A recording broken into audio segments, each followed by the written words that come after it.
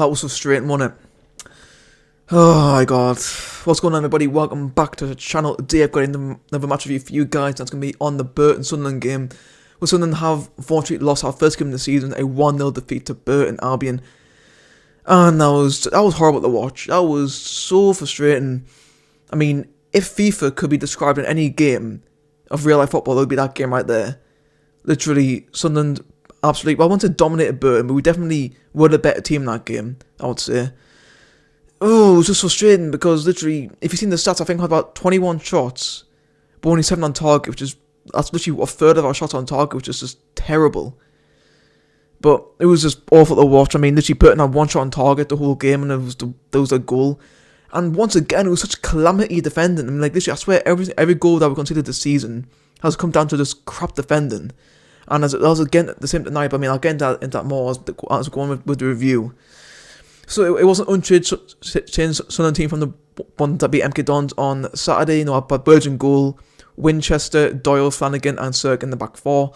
Had O'Nine coming in for Evans, who was injured. Neil and Emmett in the midfield, and with Gooch, McGeady, and Stewart up front. On the bench, we had Patterson, Alves, and Broadhead both making their debuts there. O'Brien, Pritchard, Diamond, and Bailey Wright.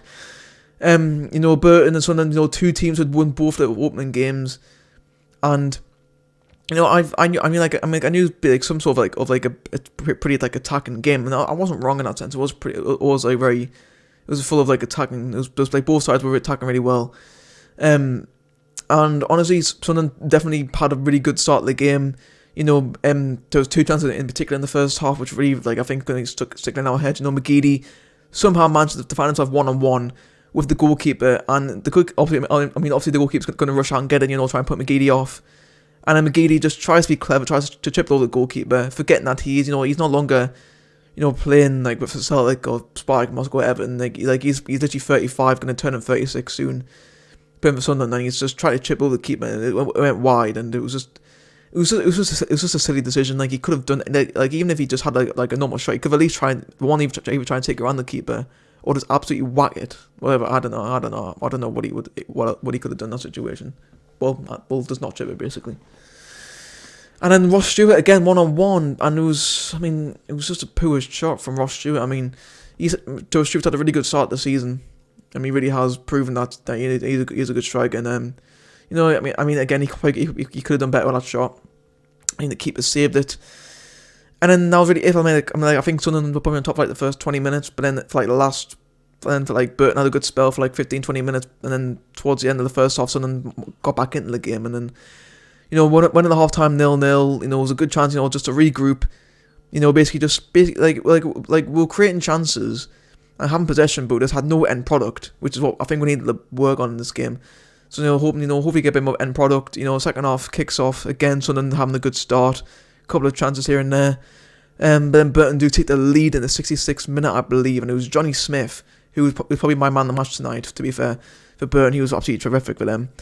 He managed to get the goal. Again, it was just, as I said before, it was just calamity defending. It was just shocking defending from Sunderland once again. Literally pinball in the box until eventually Jonny Smith, who managed to. To be fair, it was a good finish from Jonny Smith. You know, loads of bodies in the box. He managed to pick out the bottom left corner. Lee Burge, realistically, I don't think Burge really had a chance with that one. To be fair, like, it was a good shot, and there was just too many people in the box to really make Burge a fall for that goal. So, you know, I think he'll be alright. We can let him off with that one. But yeah, Burton took the lead, and then Sunderland for like the last 25 minutes just piled on the pressure. I think we hardly lost the ball in the last 25 minutes. We literally keeping it very, very well. And again, buckets of chances. And, you know, we brought on Broadhead and Pritchard are making an immediate impact and having the shot from around about 20 yards out. Nearly finds the top right corner with Garratt in goal for Burton. Had a terrific performance again. I think him and Smith were probably my 2 key players for Burton tonight. They were both really good. Aiken's probably my 3rd, but Garratt with a brilliant save. And then, you know, literally, again, just trying to get the balls in the box for Burton, literally parking the bus at this point, which, you know, like you would expect them to do, to be fair, with Burton. But yeah, it was trying to break through until eventually a ball was whipped in. I think it was by Gooch or McGeady, one of them two whips the ball in, and then finds Tom Flanagan, who's for some reasons, I don't know why he's there, but Flanagan's literally in the box, I think it goes off his chest or his face. It goes in. Sunderland going absolutely crazy because we equalised 93rd minute, but it was ruled off for offside. Now, it didn't look offside from the initial play, but then they put on like a slow down. So basically it was from like what the linesman would have seen, and it's really, really close. Like, obviously in League One, like we don't have VAR, which, like, it's a weird one because although VAR has definitely been dodgy in the past, I genuinely think we need VAR because League One referees, and I can put on how I can people like fans of the other 23 clubs can agree on this one. The League One officials are absolutely dog pissed. They are so bad, and I think that because that's tonight, well, like it was such a tight decision as well, and I mean, any other linesman probably would have just let it go. Like I don't know how close. Well, like if it's offside, it was by a very, very, very slim margin. Like I think Flanagan maybe like a toe or so offside. It was so tight, the call, and especially in the last minute of a game as well. And if you're unsure, you just give the goal, wouldn't you? I mean, I don't know. That's just my opinion. I don't know what anyone else would say about that. But I think surely you can just give the goal for that one. Like it was just too tight to call. I mean, like, yeah, I've seen some people saying offside, and maybe it was, but it was such a slim margin. It really, really was. And unfortunately, I think we I won't say we were robbed. Like I've seen a few people saying that we were robbed. I don't think we were robbed at all tonight. I think we just weren't clinical enough up front. And yeah, you could say, oh, yeah, we're like because of our decision at the end. You know what? It was a tough call for the linesman. Although I think it was a perfectly fine goal, in my opinion. But that's just me, you know. But yeah, that was pretty much it for the game. You know, it was a frustrating one, but you know, only our third game in the season. I mean, in terms of play ratings, Burge will probably give us 6. You know, he definitely felt a lot more comfortable than he did against MK Dons. I can definitely say that.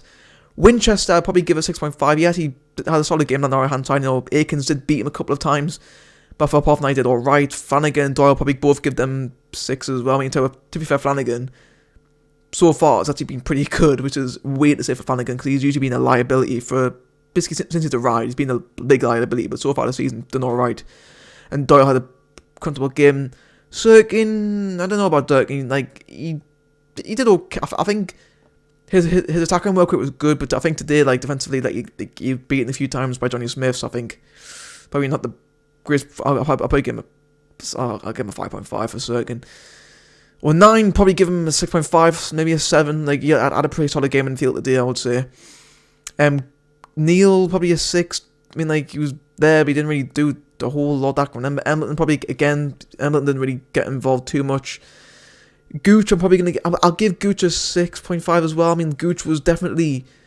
I mean, like Gooch is probably like the most inconsistent player in Sunderland right now. He can have a absolute blinder like had great games against Wigan and MK Dons, but today just with the soul like the older than Gooch I was seeing last season. He's just really selfish, really just. He just makes the wrong decisions, basically. His decision making definitely lets his game down a lot. And I think we definitely saw some of that tonight. Stewart, I'll give it a 6.5. No, definitely should have scored in the first half. I think he definitely should have scored that. And honestly, overall, I think his mobility is something which I think definitely we've lacked in a striker since probably maybe Lewis Graben, maybe you could say. Maybe Jermaine Defoe, I don't know. And then McGeady, I got slated on Twitter like half an hour ago for criticising McGeady. Like I think this season McGeady's definitely been very invisible. Like he scored a penalty against Wigan, but apart from that, he's done absolutely nothing this season. And I know I probably worded it badly on Twitter. Like if you go and follow me on Twitter, you might be going to find I haven't deleted it. I've definitely worded it badly looking back at it now, but he's just been so invisible these last these 3 games so far this season. I know it's still early doors, but I know he's just come back from an injury as well, which you could let them off for. But it's 3 games in a row now. He just hasn't. He's just looked like he's been in his own world.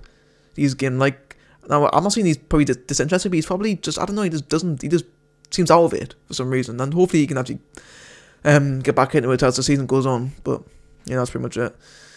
But yeah, guys, that's gonna be it for this match review. I'm sorry I didn't make one for the MK Dons game. Basically, I didn't watch that game. Like I saw highlights of it at the end, but I didn't watch it that game, which is why I didn't make a review.